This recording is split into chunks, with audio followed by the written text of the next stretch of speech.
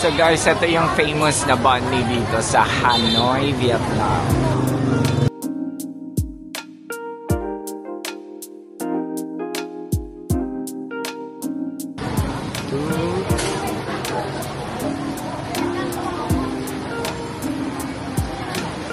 Ooh. Pero famous dito yung pork. Nakakagutom. I'm really hungry. So my cucumber, coriander, at saka I think papaya salad to. Tapos my sauce.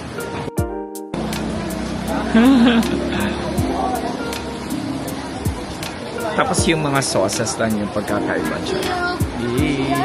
Ito yung mga options. May pork, beef, at saka chicken.